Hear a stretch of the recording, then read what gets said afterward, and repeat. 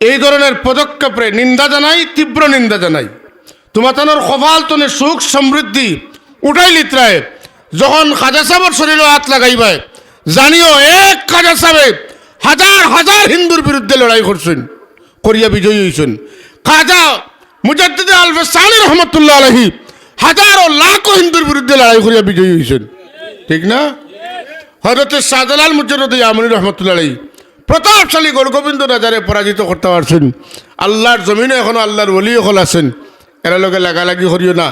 লাকুম দিনুকুম ওলিয়া দিন, তোমার কাম তুমি দেন করো, আমরার কাম আমরারে করতে দেও, কোনো বাধা নাই।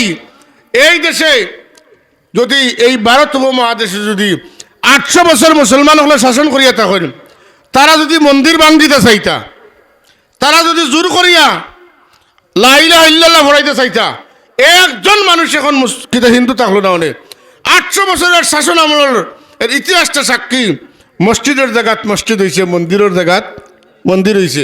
আজকে এখানে মুসলমানদের এত গাত্রদাহ হয়, হ্যাঁ হবেই তো, কারণ ইমানের আগুনে তোমরা টিকতে দেন না। ভারতের জমিনে মুজাদ্দিদ আলফে সানি আহমদ সর হিন্দি ফারুকি রহমতুল্লাহ আলাইহি আরাম ফরমাইছেন, কথা ঠিক নি না? এখে এখে এখে এখে সাহস বাড়িছে। বাবরি মসজিদ ভাঙ্গিয়া কিতে হয়েছে, এখন রাম মন্দির হয়েছে, এখন শাহী মসজিদ ভাঙ্গা হয়েছে, শাহী ঈদগাহ মসজিদও ভাঙ্গা হয়েছে। আস্তে আস্তে এখন আদ লাগানি হইতো খানো যেন পৃথ্বীরাজরে হটাইয়া এই জমিনে কোটি কোটি মানুষের ইমান ওয়ালা মানুষের বাপ হয়েছেন, অভিভাবক হয়েছেন, অলি হয়েছেন, তার নিশান মিটানির লাগি এখন কোর্টনে কিতা দেওয়া হয়েছে, নোটিশ দেওয়া হয়েছে। সাবহল আগ্নিত যদি বাড়ি মারুন, আগুনিত নিবি যায়নি আগুন, বুঝিয়া হোকা। আগুনিত বাড়ি মারলে আগুন কিতর বাড়ে, আগ্নিত বাড়ি মারলে মাতকা আগুন বাড়ে। মুসলমানের উপরে নির্যাতন বাড়ার কারণে মুসলমান ক্ষমতা নাই বাড়বা। এখনও ভারতের গাঁও গাঁও হইয়া মুসলমান হইতরা, হেসে জেলা জেলা হইয়া মুসলমান হইবা। আমি ছোট মানুষ, এই ধরনের পদক্ষেপে নিন্দা জানাই, তীব্র নিন্দা জানাই। তোমাতানোর কপাল তনে সুখ সমৃদ্ধি উঠাই লিত্রায় যখন খাজা সাহেবের শরীরে হাত লাগাইবাই, জানিও এক খাজা সাহেব হাজার হাজার হিন্দুর বিরুদ্ধে লড়াই করছেন, করিয়া বিজয়ী হয়েছেন। খাজা মুজাদ্দিদ আলফে সানি রহমতুল্লাহ আলাইহি হাজারো লাখো হিন্দুর বিরুদ্ধে লড়াই করিয়া বিজয়ী হয়েছেন, ঠিক না? হযরত শাহজালাল মুজাদ্দিদ ইয়ামানি রহমতুল্লাহ আলাইহি প্রতাপশালী গড়গোবিন্দ রাজারে পরাজিত করতে পারছেন। আল্লাহর জমিনে এখনো আল্লাহর ওলি হল আছেন, এরা লোকে লাগালাগি করিও না। লাকুম দিনুকুম ওলিয়া দিন, তোমার কাম তুমি দেন করো, আমরার কাম আমরারে করতে দেও, কোনো বাধা নাই। এই দেশে যদি এই ভারত উপমহাদেশে যদি 800 বছর মুসলমান হলে শাসন করিয়া থাকেন, তারা যদি মন্দির ভাঙিতে চাইতা, তারা যদি জোর করিয়া লা ইলাহা ইল্লাল্লাহ পড়াইতে চাইতা, একজন মানুষ এখন হিন্দু থাকলো না। অনেক 800 বছরের শাসন আমলের এর ইতিহাসটা সাক্ষী। মসজিদের জায়গাত মসজিদ হয়েছে, মন্দিরের জায়গাত মন্দির হয়েছে।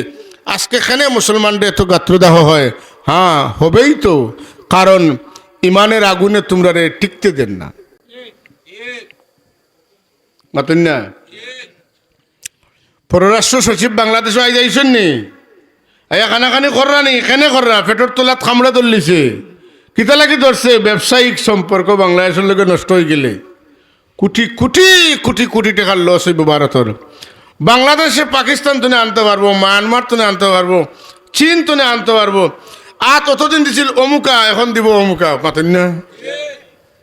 পেটো বেদনায় ধরলিছে, লম্বা লম্বা মাত গেল কই, কথা বুঝছেন না? সুতরাং এই যে সৌহার্দ্য, সম্প্রীতি, ভ্রাতৃত্ব, এটা জাতি হিসাবে, মানুষ হিসাবে আমরা পরস্পরের মধ্যে শ্রদ্ধাবোধ থাকার দরকার আছে না নাই? আছে। আমরা আল্লাহ আমরা শিক্ষা দিছেন, আমরা নবী আমরা শিক্ষা দিছেন। তবে কাফির হল দলালি করেন না যেন দুনিয়াত অস্তিত্ব থাকতো না। কাফিরের দলালি করলে দুনিয়াত অস্তিত্ব থাকতো না, থাকছে নাইলা। মুনাফিক কখল আসলেন না যুগে যুগে আসলা। নিজের দেশের জন্য কাজ করাটা এটা এবাদতের চাইতে বড় এবাদত। হাজরিন, আমার কথা আর দীর্ঘ করতাম নাই। আমি যে আয়াত পড়িছিলাম আবার আপনারা মনে করি দেই।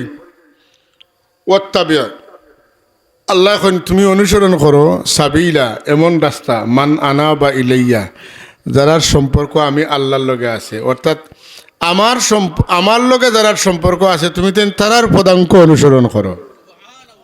এ কথা কিতা বোঝা যায়? আল্লাহর লগে সম্পর্ক কার? আমরার বেশি না অলি আল্লাহর বেশি? এরা আল্লাহর বন্ধু, আর বন্ধুর লগে সম্পর্ক জুড়িলে আল্লাহর লগে সম্পর্ক জুড়া ওই যাইব। এর লাগি বাজারও গেলে আমরা তুকাই যে গ্যারান্টি এলা মাল আসেনি, দিলাই নষ্ট হয়ে গেলে আমার টাকা শেষ হইলে হইতো না। আমার গ্যারান্টি এলা মাল হইব 5 বছর 4 বছর 3 বছর, টাকা বলান দিয়ে গ্যারান্টি এলা মাল আন হইনি। আল্লাহ মানুষের মাঝে আল্লাহর ওলি হলোর ব্যাপারে গ্যারান্টি দিছে। আল্লাহ ইন্না আউলিয়া আল্লাহি লা খাউফুন আলাইহিম ওয়ালা হুম ইয়াহজানুন। জানিয়া রাখো, আমার অলি হলো লাগে কোনো খৌফ নাই, কোনো টেনশন নাই। সুবহানাল্লাহ, গ্যারান্টি, এরার কোনো টেনশন নাই, এরার কোনো খৌফ নাই। এর বাদে যারবার লাগে তার লোক যদি তোমার খান তুমি করো আর আমরার খান আমরা খইয়া গেলাম। ঘুরাই ফিরাই আমরা মানুষ কম নাই, অনেক মানুষ, কিন্তু মালে মানুষের মস্ত করে লাইছে। এক মালদার আর এক মালদারের খাসার যেন ঠিক নিয়ে না। হালাল হারাম বাদে তো আগে মালর দরকার, আর আমরা রইল গিয়া হালাল হারাম বাসো এত যদি গরিব হয়ে যেতে হয়ে যাই। কথা ঠিক নি না? হারামও আরাম না, হালালও আরাম, হালালও আরাম। আওলাদরে যদি লাখ লাখ টাকা হারাম কিতা করিয়া রুজি করিয়া আনি খাওয়া হইব, হালাল জাদা না হারাম জাদা হইব? ইগে তোমার খেদমত করবো না ফালাইয়া যাইব? একটা পয়সা যেন কোনো খাতে হারাম না ঢুকে, এটা খেয়াল করতে হবে। একটা পয়সা যেন হারাম না ঢুকে। আপনার ব্যবসাত আপনি মিশা মাতি লইলা, আপনি চিনিত লবণ ফুরাই দিলা মাতন্যা, বালু ফুরাই দিলা মাতন্যা, খেনে গুঁড়ো আপনি ময়দা ফুরাই দিলা রং দিয়া, ওই যে কোম্পানিতে করে এটা দেখুন যেন পয়লা জেলার চমক থাকে বাদাইলা থাকে না, হাসাই না? বা ব্যাংকত না টেকা লও না নিয়ে দোকান খুলছেন, লম্বা দোকান 18 হাত লম্বা, আস্তে আস্তে আস্তে করে তো আটিয়া আটিয়া আটিয়া আটিয়া করে দোকান বারিন্দার মুখ আইবে, বাদে তাইনও নাই, দোকানও নাই। এমন কোনো একজন ব্যবসায়ী দেখাইতে পারত না যারা টেকসই ব্যবসা করছে, যারার ব্যবসা সুদের উপরে আসিল, সম্ভব নাই। সুদ খাইয়া ঘুষ খাইয়া টেকা আনিয়া বাচ্চা কাচ্চা বিবিরে খাওয়াইবা, কিয়ামতের দিন ইটার লাগি দায়িত্ব তারা নিব না, আপনারও নেওয়া লাগবো। তো কিতা লাগে হারাম খাওয়াইয়া আর আপনার দুজকি বনতা, যে খেয়াল রাখার দরকার আছে না নাই? মিশা মাতিয়া দান্দা বান্দা করিয়া যা তা করিয়া যেটা আমরা করিয়ার, এগুলার প্রতি আমরা খেয়াল থাকতে হইব। ইটার তো নে বাঁচতে হইলে কলা বাসরায় এখন মানুষের খেদমতো যাইতে হইব, হেনর সাজেশন মানিয়া চলতে হইব। এই না আপনারা সাজেশন দিবা যে তুমি ও কাম করো বরকত হইব।